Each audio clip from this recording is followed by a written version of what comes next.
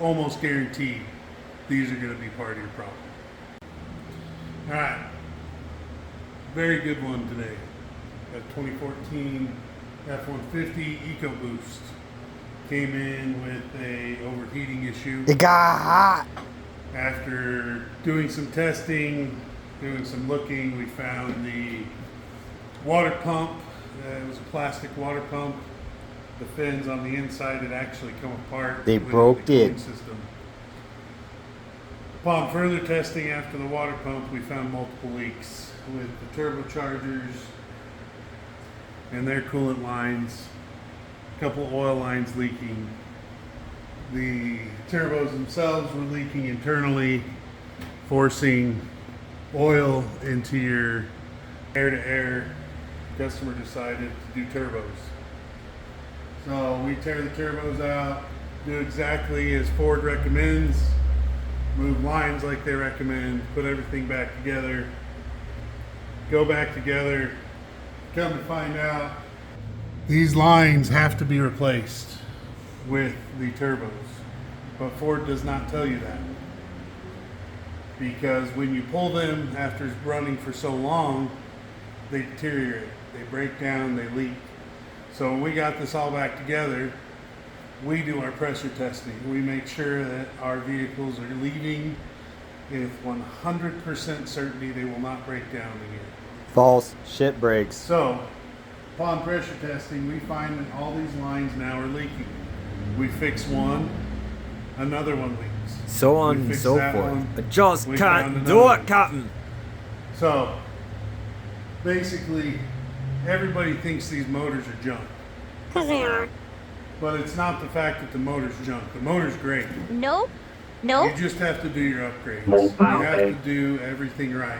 The problem is, a lot of times with the way these leak, you won't even notice it. It'll be such a slow drip that the block will evaporate it from the heat before you realize it's leaking.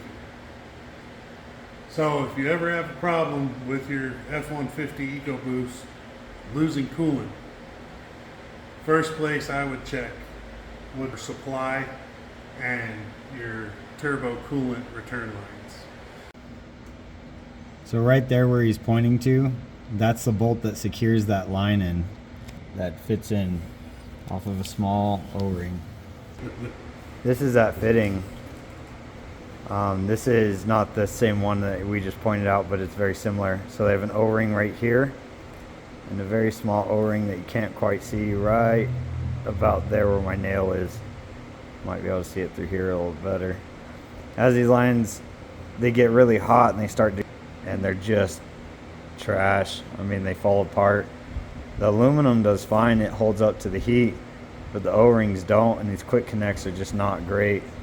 So when you have an F-150 with leaks everywhere, or you replace just the turbos, you know, the turbos call for 14 hours alone because so much stuff has to come off for them.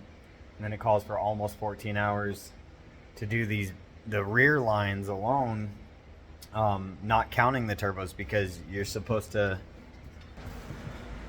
you actually, like, here's one of the rear lines on the left side, and you pop this out and just move it out of your way so you can get the turbo out. So to get this line out, you have to take either the cab off or the intake off, and then there's a fuel system back there that has to come off, and then there's a coolant block and a vacuum pump in the back that all have to come off to be able to get this line, to get it off from the other side. And see, this one is not leaking from here, and you can see the amount of movement that it has. Think about coolant flushing or rushing through here. You know, it starts wearing down that O-ring, because that's what's moving it around on, is that O-ring. So most turbos run where they thread on the coolant pressure lines and the return lines. This is a return line instead of that, and this is a big problem for the Fords. And that's one of the things that keeps going out. And this is why a lot of people think these engines are so shitty, is just because they were put in with bad parts. Ford should have never done this.